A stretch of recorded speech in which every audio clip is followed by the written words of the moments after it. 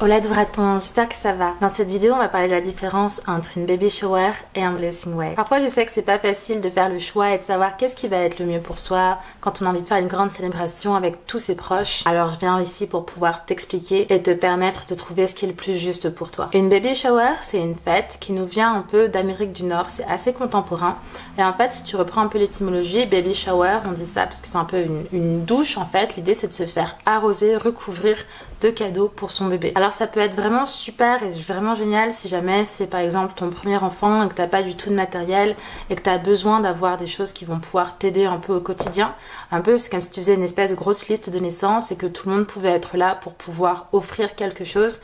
Et c'est aussi l'occasion de passer un moment avec tous les proches, avec la famille, avec les amis et juste pouvoir célébrer cette naissance que tu vas vivre et cet enfant que tu vas avoir. Mais dans l'idée d'une baby shower, il n'y a rien qui va être très spirituel. Et c'est là qu'est la grande différence avec le blessing way. Le blessing way, c'est aussi une tradition qui vient d'Amérique du Nord, dans lequel en fait on va venir honorer, on va venir célébrer la future maman pendant son dernier mois de grossesse. Je sais, j'ai sorti le mot spiritualité, j'ai sorti le mot rituel et du coup ça peut faire super peur parce que c'est en mode mais j'ai pas du tout envie d'un truc qui soit religieux. Et rassure-toi parce qu'on parle pas du tout de quelque chose qui va être religieux. Au contraire, les rituels, c'est plutôt fait pour pouvoir marquer des rites de passage, pour pouvoir marquer des moments forts dans la vie. On a des rituels pour plein de trucs. On a un rituel, souvent les gens ils font une fête quand ils ont leur permis de conduire, quand ils ont leur bac, ou alors les anniversaires, tu vois, c'est un rituel. Et ce qui se passe, c'est que dans la vie de tous les jours, on a moins ce rituel-là de venir célébrer la femme qui va devenir maman. Je sais pas, si tu remarques, on célèbre les mariages et tout, on célèbre la naissance une fois que le bébé il est là, mais on célèbre pas ce petit moment juste avant où en fait, toi, tu es déjà en train de rentrer dans une espèce de matrescence et il se passe quelque chose et tu sais que tu vas accoucher et ce moment-là, il est quand même assez précieux et assez symbolique, ça arrive pas 20 000 fois dans la vie. Ça peut valoir le coup de marquer le coup en conséquence. Alors c'est vraiment ça la différence entre une baby shower et un blessing way. Ça va être cette idée de pouvoir se retrouver en petit groupe, quelque chose de potentiellement plus intimiste. On va peut-être pas inviter toute la famille, tout ça, mais surtout les personnes en qui on a vraiment confiance pour pouvoir célébrer, déposer ses peurs, pour pouvoir marquer cette espèce de petite transition-là. Concrètement, qu'est-ce qui se passe à l'intérieur d'un blessing way? Ça dépend immensément de toi et de ce que tu recherches parce que ce moment-là, c'est ton moment. Alors ça peut être venir célébrer quelque chose avec beaucoup de joie, ça peut être avoir l'occasion de te faire coucouner par toutes les personnes qui sont les plus proches de toi, par exemple avoir des massages, avoir des soins des cheveux, avoir vraiment un petit moment, une petite bulle à toi avant l'accouchement. Ça peut aussi être avoir plutôt des cercles de parole pour pouvoir déposer toutes tes peurs et toutes tes craintes vis-à-vis de l'accouchement, vis-à-vis du devenir parent, qu'est-ce que ça te fait, qu'est-ce que ça vient soulever à l'intérieur de toi. Ça peut être une occasion de venir exercer ses peurs, tout comme ça peut être un événement qui soit beaucoup plus festif, avec plein d'activités créatives, avec des activités manuelles et tout ça. C'est vraiment toi qui décide de ce que tu as envie de vivre pour ton blessing way. Si je rentre un peu dans le détail des activités qui peuvent être présentes et qu'on retrouve parfois dans les blessing way, c'est assez fréquent d'avoir un cercle de parole. Les femmes qui le veulent vont pouvoir te soutenir et vont pouvoir écouter ce que tu as à dire au sujet de l'accouchement. C'est pas forcément un cercle de parole avec des femmes qui ont déjà accouché, parce que même des femmes qui n'ont pas accouché peuvent venir t'apporter des éclairages qui sont différents et tout.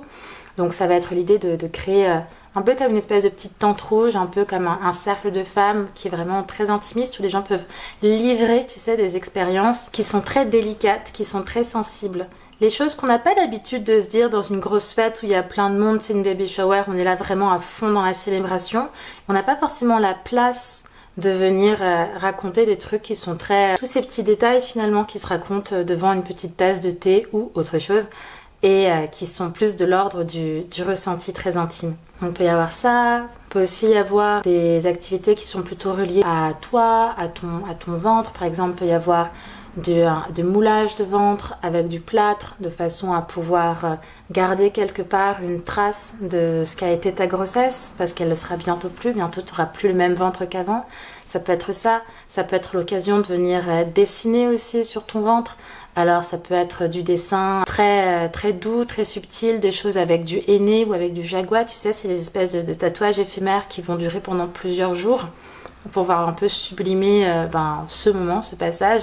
Ou alors ça peut aussi être des dessins dans lesquels tes proches vont pouvoir venir dessiner des choses qui vont être symboliques, enfin, des choses qui vous appartiennent finalement et qui vont peut-être te donner du courage ou des choses comme ça. Un truc qui se fait beaucoup, c'est pendant les cercles de parole, c'est d'avoir des femmes qui vont venir donner, te poser une intention et qui vont pouvoir par exemple te créer un collier.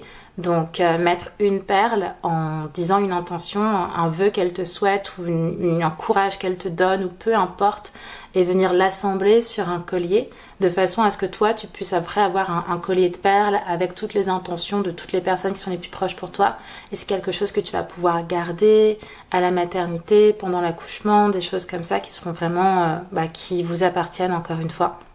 Et c'est pas forcément un collier, hein. Ça peut aussi être des choses comme un bracelet. Là par exemple, le bracelet que je porte aujourd'hui, c'est parce que j'ai facilité un Blessing Way où en fait on l'a fait en macramé et il se passe qu'on a toutes pris une pierre qui était reliée à un chakra et puis devant la future maman, on a enfilé la pierre sur son bracelet à elle et puis nous après on s'est fait un bracelet avec la même perle et de façon à pouvoir le garder quelque part.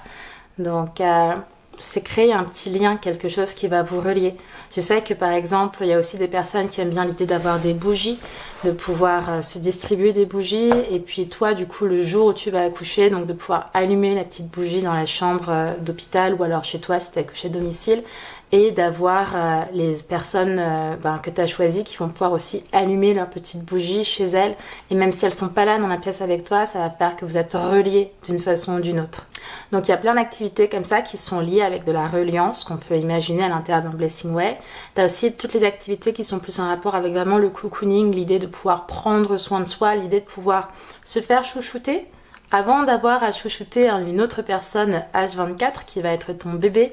Et parce que souvent on a tendance à oublier que toi aussi t'es importante et t'as une valeur à part entière et que tu mérites d'avoir ce petit temps off qui soit juste pour toi. Que tu laisses des gens juste s'occuper de toi, te faire un soin des cheveux, les peigner ou alors te faire une coiffure ou alors te mettre des fleurs dans les cheveux. Ou alors si les cheveux c'est pas ton truc, peut-être juste avoir un massage à 4 mains, 6 mains, des choses comme ça.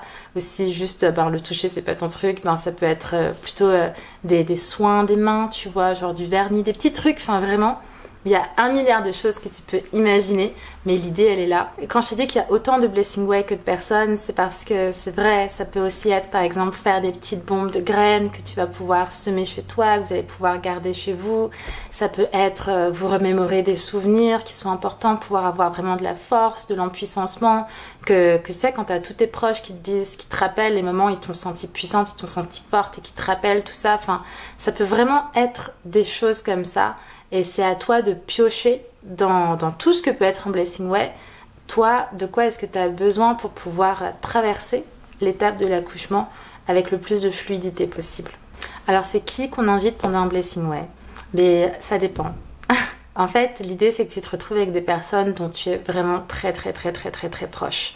Que tu puisses faire une petite liste de personnes avec qui tu peux être en complète vulnérabilité et tout ça. On n'a pas besoin d'être 20 pendant le Blessing Way. On peut être juste 5, on peut être juste 10, on peut être vraiment un petit groupe. Traditionnellement, c'est plutôt des groupes de femmes, mais c'est pas du tout obligatoire. Encore une fois, le Blessing Way qui te correspond le plus, c'est celui que toi tu choisis. Et si jamais t'as des potes mecs qui sont genre juste super proches de toi et que t'as envie de les avoir dans ce moment-là, c'est possible en fait. Faut juste que tu crées quelque chose qui te ressemble. Mais voilà, si je te donne un peu les grandes lignes du Blessing Way traditionnel, c'est qui les femmes qui sont les plus importantes dans ta vie, celles qui t'inspirent le plus, celles avec qui tu peux te sentir le plus vulnérable, le plus transparente et authentique.